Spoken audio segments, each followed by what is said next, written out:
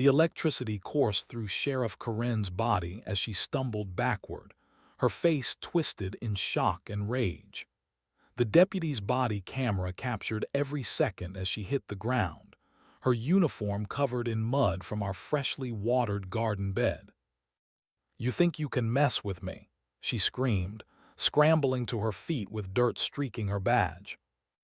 But I was not afraid anymore. Not after what she had done to Grandpa Joe. Not after she destroyed everything we loved.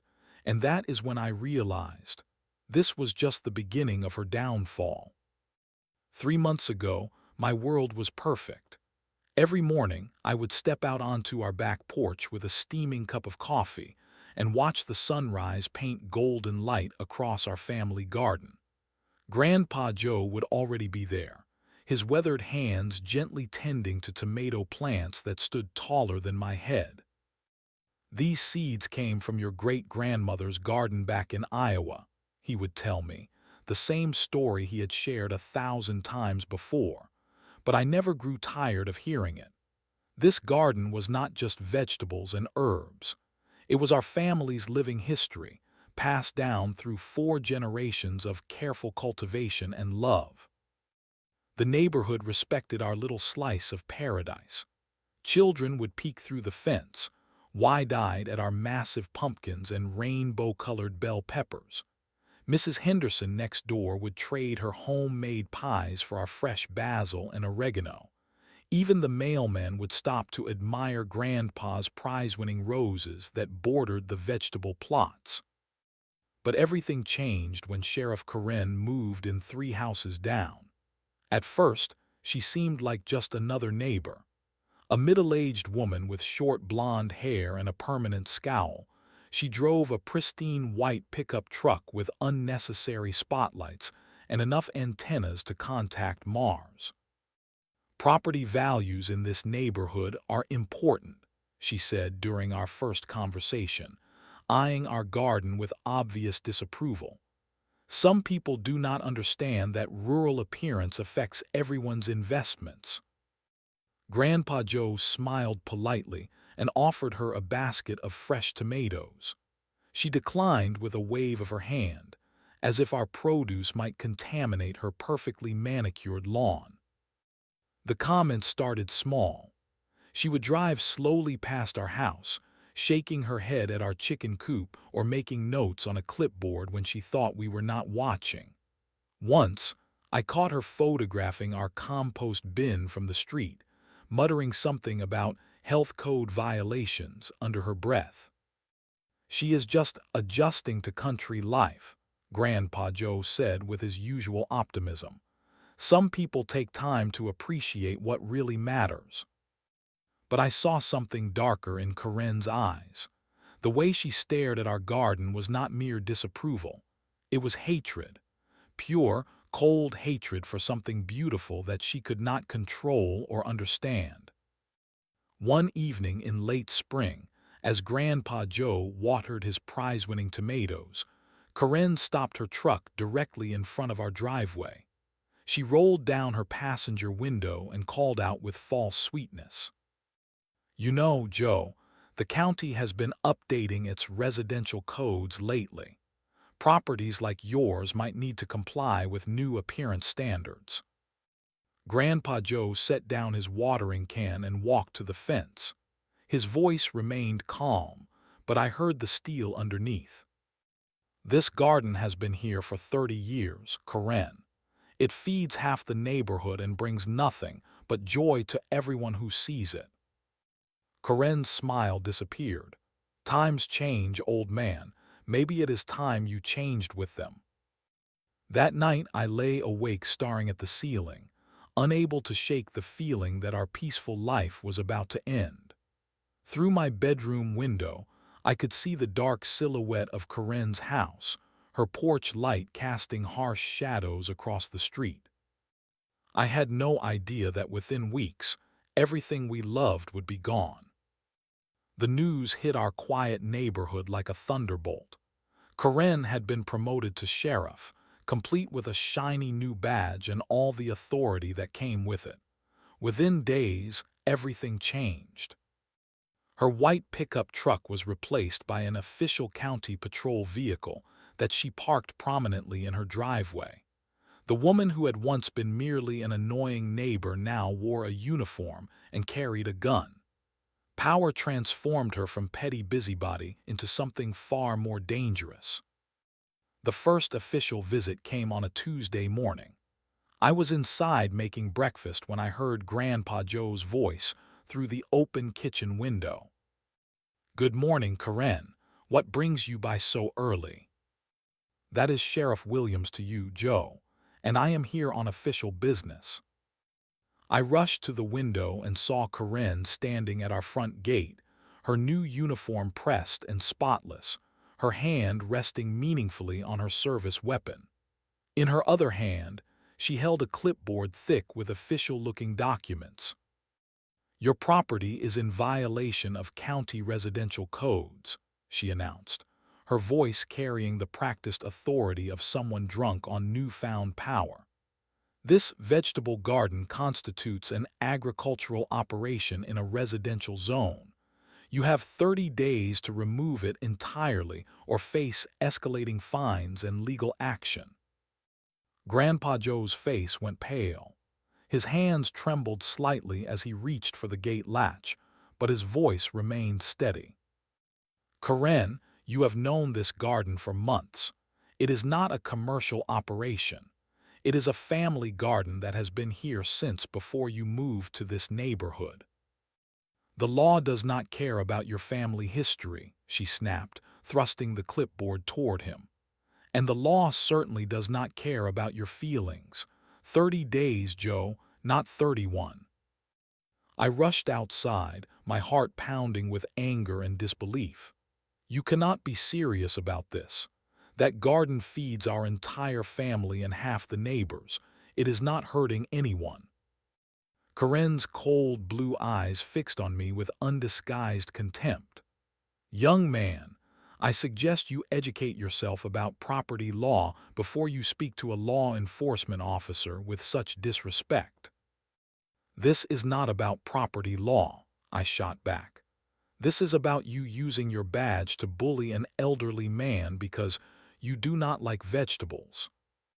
Her face flushed red, and for a moment I thought she might actually reach for her weapon. Instead, she stepped closer to the fence, her voice dropping to a menacing whisper. "Let me make something very clear to both of you. I am the sheriff of this county now. When I give an order, you follow it. When I identify a code violation, you fix it. And when I decide that something in my neighborhood needs to change, it changes. Do I make myself understood?" Grandpa Joe placed a gentle hand on my shoulder, his quiet dignity intact despite the obvious threat. "We understand your position, Sheriff, but this garden represents 4 generations of my family's work. Surely there must be some accommodation or permit process we can pursue." Karen laughed, a harsh sound that made my skin crawl. "The only process you need to worry about is a shovel and a garbage truck. 30 days, old man. Clock starts now." That evening, I spent hours researching Karen's claims online. What I discovered made my blood run cold. She had been systematically targeting elderly residents and families throughout the county with similar harassment campaigns. Property violations, noise complaints, animal control issues, anything she could use to flex her authority and make people's lives miserable. The pattern was always the same. She would identify vulnerable residents who could not afford prolonged legal battles, then use county codes as weapons to force compliance with her personal preferences. Our garden was just her latest target. But this time, she had picked the wrong family. The next 3 weeks passed in a blur of desperate phone calls and legal consultations. We contacted the county planning office, spoke with local attorneys, and even reached out to the mayor's office. Every conversation ended the same way.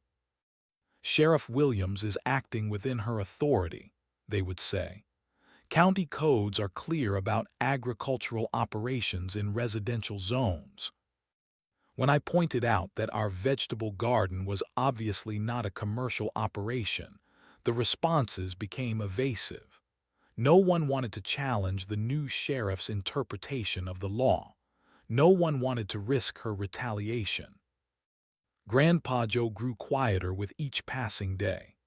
I would find him sitting in his workshop, staring at old photographs of the garden in its prime. Pictures of my grandmother harvesting tomatoes, my father as a child playing between the corn rows, family gatherings where the vegetables from our land fed 3 generations.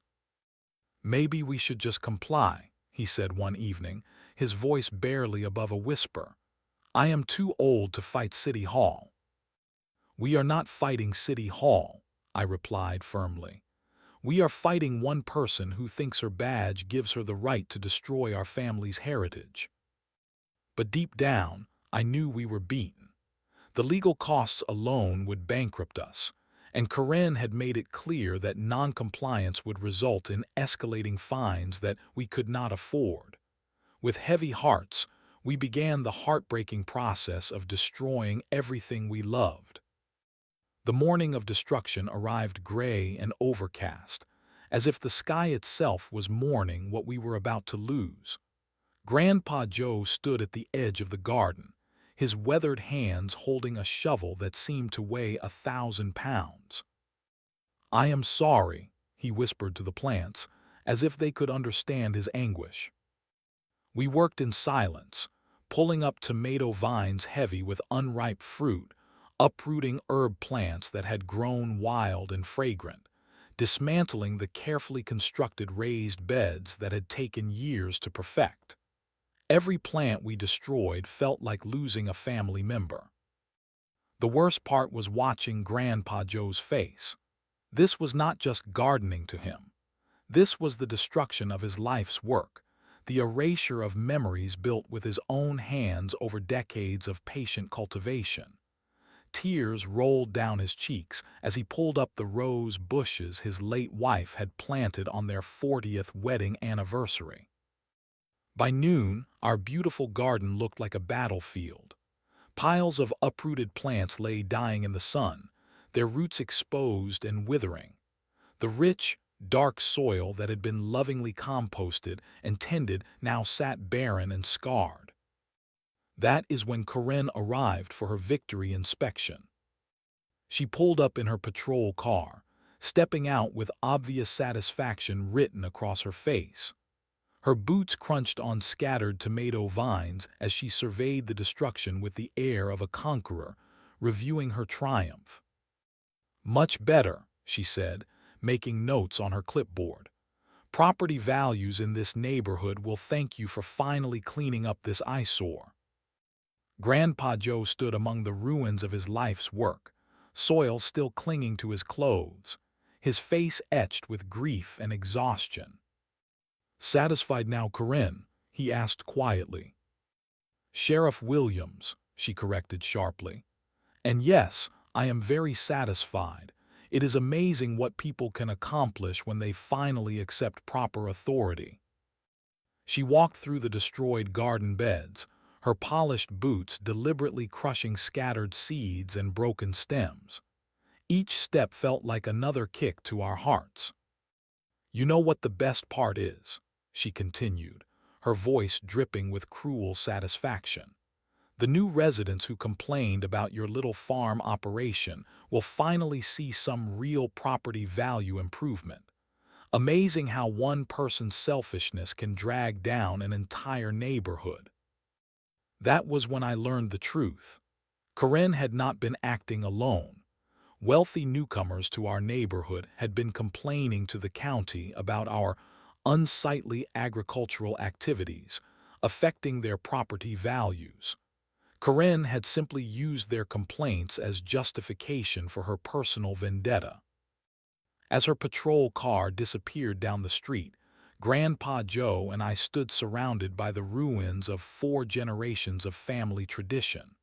The silence was deafening.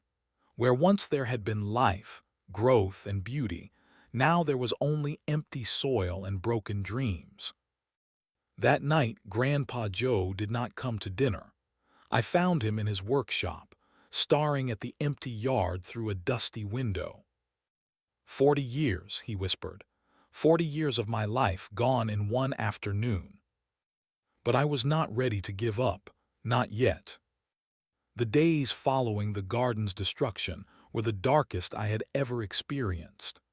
Grandpa Joe retreated into himself, spending hours sitting in his empty rocking chair on the back porch, staring at the barren plot where his life's work had once flourished.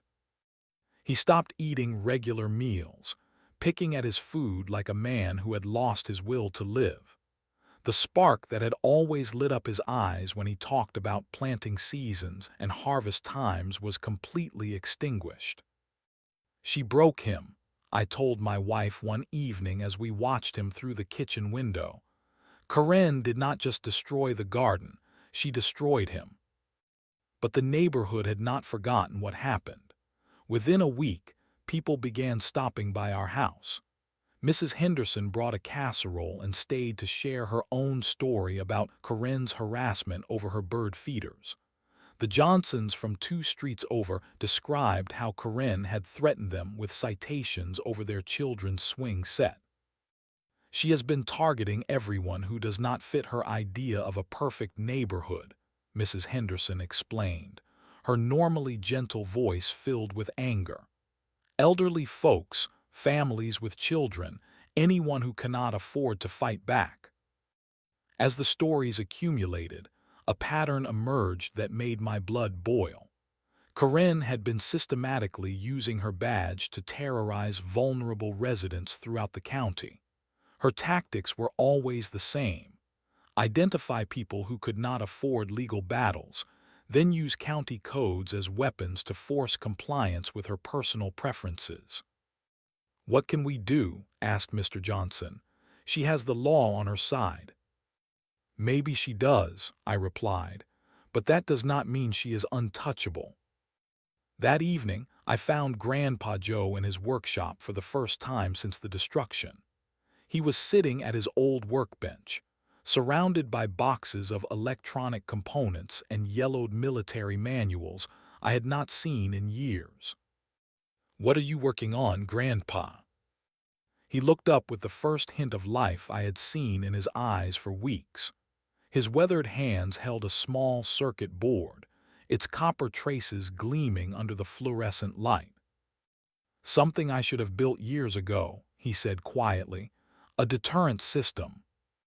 I pulled up a stool beside him, studying the complex array of resistors, capacitors, and switches spread across the bench. "What kind of deterrent?" Grandpa Joe's lips curved into the first smile I had seen since Karen's visit. It was not a pleasant smile. "Did I ever tell you about my service record, son? Electronics specialist, United States Navy. 26 years of building systems that could stop anyone from going where they did not belong." He picked up an old photograph from the workbench. It showed a much younger version of himself standing next to a complex radar installation, his uniform crisp and his expression confident. "The beauty of electronics," he continued, "is that they do not care about badges or authority. They only care about completing their circuit." Over the next hour, Grandpa Joe explained his plan. Using his decades of electrical engineering experience, he was building a sophisticated but harmless deterrent system that could be disguised as ordinary garden irrigation equipment. "It will not hurt anyone," he assured me. "Just deliver a memorable reminder that private property means private property." "Is this legal?" I asked, though part of me no longer cared about legal technicalities. "As legal as destroying an old man's garden because you do not like the way it looks," he replied. "Sometimes, when the system fails you, you have to become your own system." The transformation in Grandpa Joe was remarkable. His hands worked with renewed purpose, his mind sharp and focused as he calculated voltages and tested connections. The broken man who had stared hopelessly at empty soil was gone, replaced by a determined engineer with a mission. "She thinks her badge makes her untouchable," he said, soldering a connection with practiced precision. "Let us see how untouchable she feels when she learns that some boundaries cannot be crossed without consequences." Within days, word reached us through the neighborhood grapevine that Karen was planning a surprise follow-up inspection to ensure our compliance remained complete. The timing could not have been more perfect. Our trap was almost ready.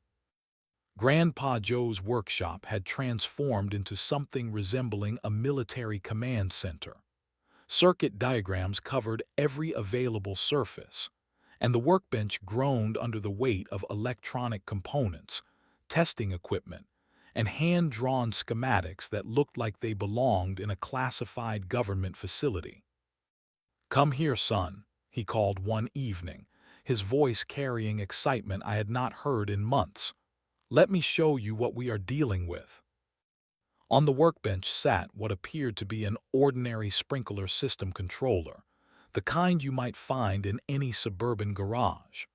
But when Grandpa Joe removed the plastic housing, the interior revealed sophisticated electronics that would make a NASA engineer proud.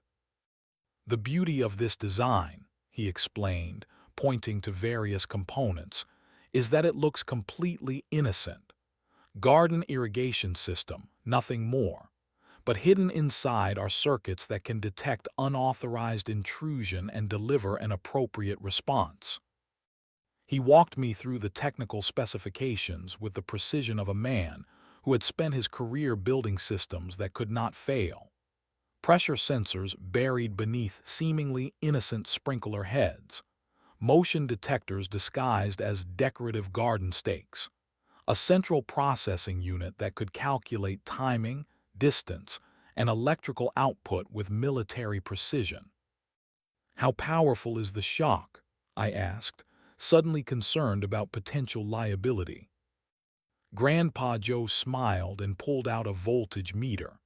"Less than a police taser, more than static electricity. Memorable but not dangerous. Like touching an electric fence. Unpleasant enough to make a lasting impression, harmless enough to avoid permanent consequences." He had thought of everything. The system would only activate when someone crossed clearly marked property boundaries without permission. It included safety cutoffs to prevent accidental activation and built-in recording capabilities to document any encounters. "But what about the legal implications?" I pressed. "If Karen gets shocked on our property, could not she arrest us?" "That is the beautiful part," Grandpa Joe replied, his eyes twinkling with mischief. "She would have to admit that she was trespassing on private property without a warrant or permission. Her own body camera would provide the evidence." Over the following days, we carefully installed the system throughout our backyard. To any casual observer, we were simply upgrading our irrigation equipment after the garden's removal. Sprinkler heads, buried wiring, and a control panel that looked like standard lawn maintenance gear. The neighborhood rallied around our project without knowing its true purpose. Mr. Johnson helped dig trenches for the irrigation lines. Mrs. Henderson provided fresh-baked cookies for our work crew. Even the local hardware store owner, who had heard about Karen's harassment campaign, gave us a discount on electrical supplies.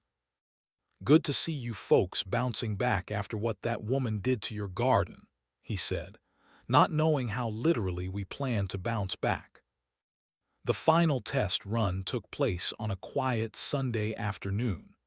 Grandpa Joe activated the system remotely while I walked the perimeter of our property, carefully stepping across the invisible boundaries that would trigger the deterrent. The response was instantaneous and precise. A brief, sharp shock that made me jump backward, followed immediately by the system's automatic reset. No lasting effects, no permanent damage, just a clear and memorable message about respecting property lines.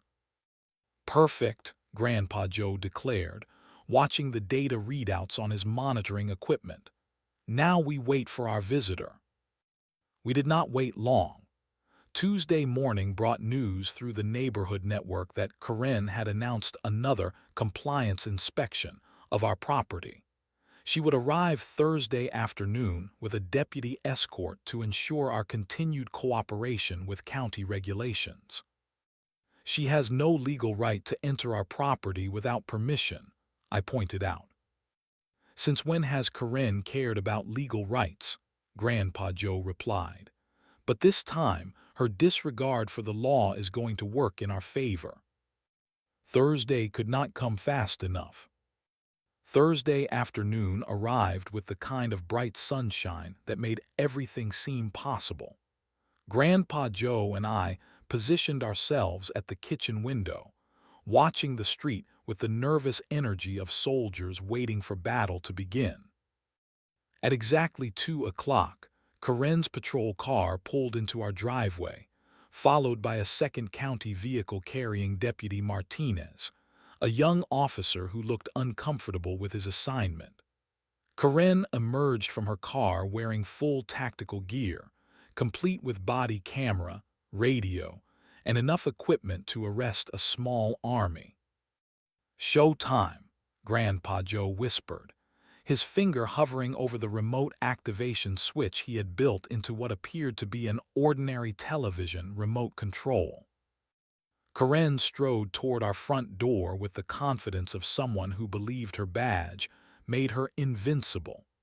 Deputy Martinez followed at a respectful distance, his own body camera recording everything for official documentation. "Mr. Thompson," Karen called out in her official sheriff voice, "I am here to conduct a follow-up inspection to ensure your continued compliance with county residential codes." Grandpa Joe opened the front door, his expression politely neutral. "Good afternoon, Sheriff Williams. Do you have a warrant for this inspection?" "I do not need a warrant to verify compliance with a lawful order," she replied sharply. "Step aside, please." "I am afraid I cannot allow you to enter my property without proper legal documentation," Grandpa Joe said calmly. "This is private property, and you do not have permission to be here." Karen's face flushed red with anger. "Are you refusing to cooperate with a law enforcement investigation?" "I am exercising my constitutional rights as a property owner," Grandpa Joe replied. "You are welcome to observe our compliance from the public sidewalk." For a moment, I thought Karen might actually follow proper legal procedure, but her arrogance and sense of absolute authority won out over common sense. "I will inspect this property whether you like it or not," she snarled, pushing past Grandpa Joe and marching toward our backyard. Deputy Martinez looked uncertain. "Sheriff, maybe we should get a proper warrant before." "I know what I am doing, Deputy," Karen snapped. "Document everything." She rounded the corner of our house and stepped directly onto our back lawn, her boots crossing the invisible boundary that separated public sidewalk from private property. Grandpa Joe's thumb found the activation switch. "Now," he whispered. The system responded with mechanical precision. Karen had taken exactly 3 steps onto our property when the pressure sensors detected her unauthorized presence. The hidden circuits calculated her position, confirmed the intrusion, and delivered exactly the response Grandpa Joe had programmed. The electrical pulse caught Karen mid-stride. Her entire body convulsed as the shock traveled through her boots, up her legs, and throughout her nervous system. She let out a startled yelp that was part surprise, part pain, and part outrage before stumbling backward and landing hard on her backside in the recently watered mud where our garden beds had once flourished. Deputy Martinez's body camera captured every second of the encounter in perfect high-definition detail. Karen writhing in the mud, her uniform covered in dirt, her carefully maintained authority shattered by a simple electrical circuit. "What the hell was that?" she screamed, scrambling to her feet with mud streaking her badge and grass stains decorating her tactical gear. "That," Grandpa Joe replied calmly, "was a trespassing deterrent system protecting private property from unauthorized intrusion." Karen's face cycled through several shades of red as she realized what had happened. She had been outmaneuvered by an elderly man and a homemade electrical system, and it had all been recorded on official police equipment. "You assaulted a law enforcement officer," she shouted. "I defended my property from someone who entered without permission or legal authority," Grandpa Joe corrected. "Deputy Martinez's camera will confirm that you crossed onto private property after being explicitly told you did not have permission to be here." Deputy Martinez was trying very hard not to smile as he helped Karen brush mud off her uniform. The young officer had clearly grown tired of his supervisor's abuse of authority, and watching her get shocked by an irrigation system had provided more entertainment than he had experienced in months. "This is not over," Karen hissed, climbing back into her patrol car. "But we all knew it was just beginning." Within hours, Deputy Martinez's body camera footage had found its way onto social media, and our quiet neighborhood became the center of a digital wildfire that spread faster than we could have imagined. The video was perfect. Karen strutting confidently onto our property despite being told she had no legal right to be there. The moment of electrical contact, her undignified tumble into the mud, followed by her embarrassing attempt to maintain authority while covered in dirt and grass stains.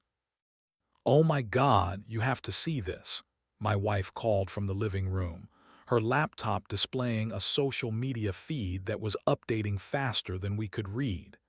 "It already has 50,000 views." By evening, the number had climbed to 500,000. By the next morning, it had surpassed 2 million views and was trending across multiple platforms.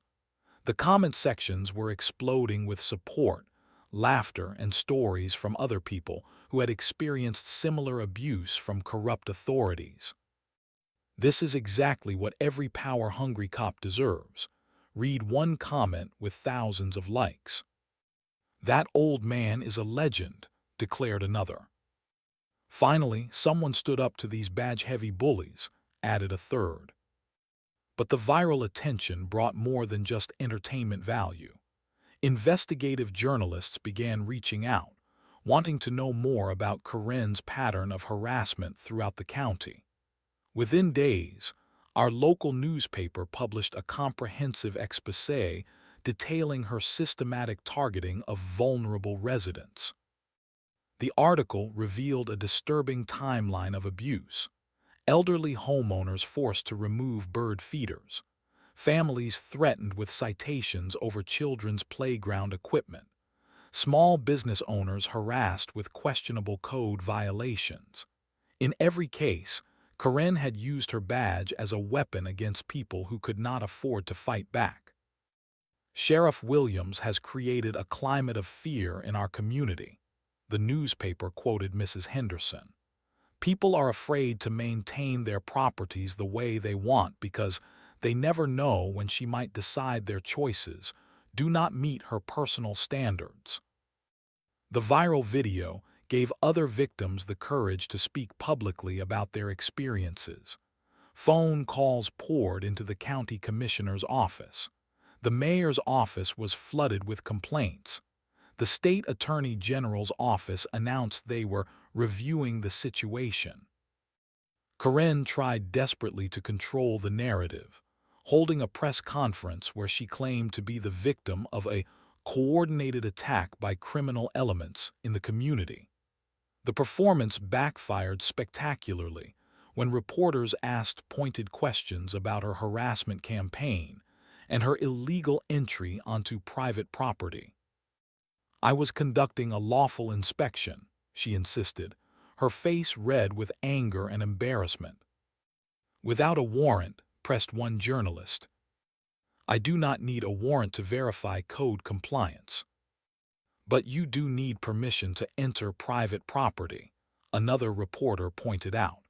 "The homeowner clearly told you that you did not have permission to be there." Karen's attempts at damage control only generated more negative attention. Videos of her press conference were edited into compilations that highlighted her contradictions and false statements. Memes began circulating that paired screenshots of her covered in mud with quotes about lawful inspections.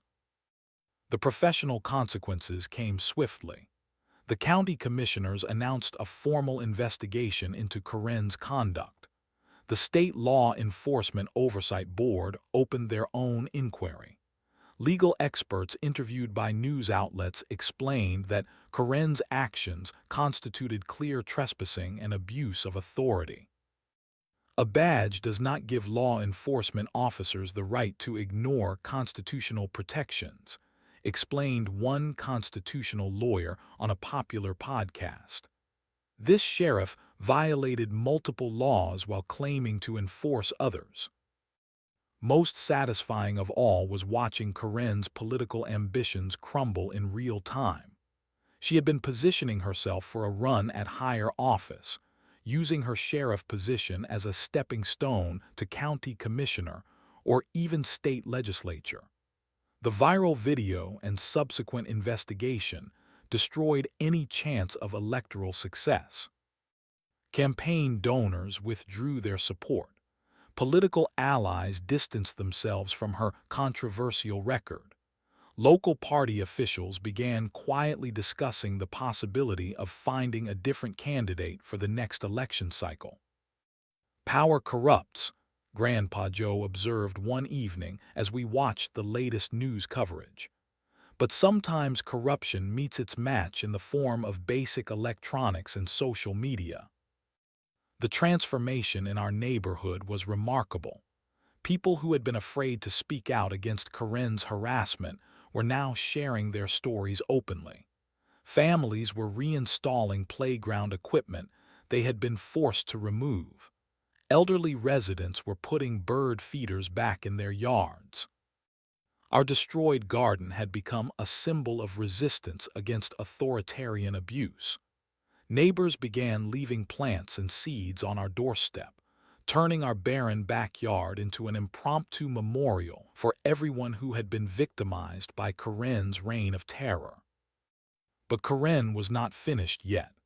Cornered and desperate, she was about to make one final attempt at revenge that would seal her fate forever.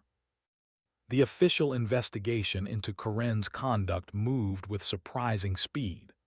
Within 2 weeks of the viral video, the county commissioners suspended her pending a full review of her actions. The state attorney general's office announced criminal charges for abuse of authority, trespassing, and violation of civil rights. But the most satisfying consequence was happening right in our backyard. The community response to our story had been overwhelming, with neighbors, friends, and even strangers contributing plants, seeds, and labor to help us rebuild what Karen had destroyed. "This is bigger than anything we ever had before," Grandpa Joe marveled as he surveyed the growing restoration project. What had started as a family vegetable garden was becoming a community gathering space that brought together people from throughout the neighborhood. Mrs. Henderson contributed rare heirloom tomato seeds passed down through her own family. The Johnsons provided funding for raised beds that would be accessible to elderly gardeners. Local businesses donated tools, soil amendments, and irrigation supplies. Even the hardware store owner who had given us the electrical discount arrived with a truck full of lumber and volunteer labor. "This is what community looks like," said Mr. Johnson, as he helped install a memorial bench dedicated to victims of authoritarian abuse everywhere. When people come together to resist bullying and support each other.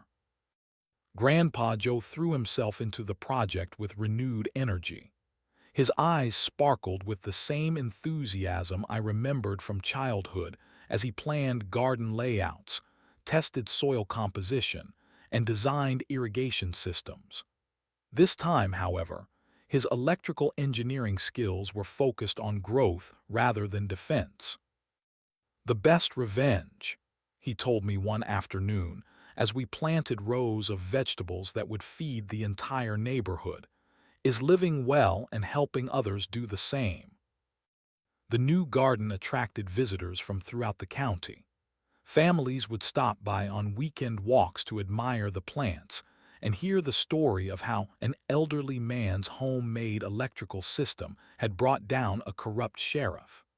Children played among the vegetable rows while their parents shared their own stories of standing up to authoritarian bullies. But Karen was not ready to accept defeat gracefully. 3 weeks after her suspension, she made one final, desperate attempt to reassert her authority. I was working in the garden on a quiet Saturday morning when her unmarked personal vehicle pulled up to our house. She stepped out wearing civilian clothes, but carrying herself with the same arrogant bearing that had characterized her reign of terror. "You think you have won," she called out as she approached our front gate, "but I am not finished with you people." Before I could respond, neighbors began emerging from their houses. Mrs. Henderson appeared on her front porch. The Johnsons came out of their garage. Within minutes, a dozen residents had gathered on the sidewalk, forming a protective barrier between Karen and our property.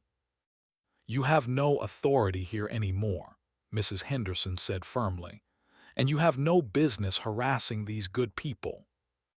"This is harassment," Karen laughed bitterly. "I am standing on a public sidewalk having a conversation."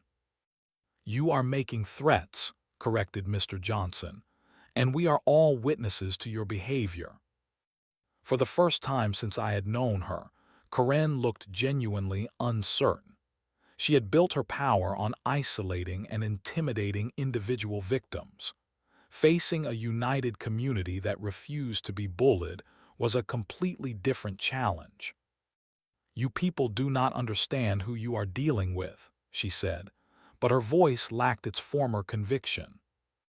"We understand exactly who we are dealing with," replied Grandpa Joe, emerging from the garden with soil on his hands and satisfaction in his eyes. "A person who used her badge to terrorize vulnerable people and got exactly what she deserved." Karen's final defeat was complete. Faced with unanimous community opposition and stripped of official authority, she retreated to her car and drove away. We never saw her in our neighborhood again. 6 months later, the county elected a new sheriff who ran on a platform of community policing and constitutional respect. Karen's criminal trial resulted in convictions on multiple charges, effectively ending any possibility of future law enforcement employment. Our garden flourished beyond anything we had imagined possible. What had started as one family's vegetable plot became a community institution that fed dozens of families and brought neighbors together in common purpose. "Sometimes," Grandpa Joe observed as we watched children play among the tomato plants while their parents harvested vegetables for dinner, "the most important battles are fought in our own backyards." The electrical deterrent system remained in place, though we never needed to use it again. Its existence had become neighborhood legend, a reminder that ordinary people have the power to resist authoritarian abuse when they work together and refuse to be intimidated. Our story had grown far beyond a simple revenge tale. It had become proof that communities can overcome corruption, that technology can serve justice, and that sometimes the most powerful weapon against a bully is the courage to stand up and say no.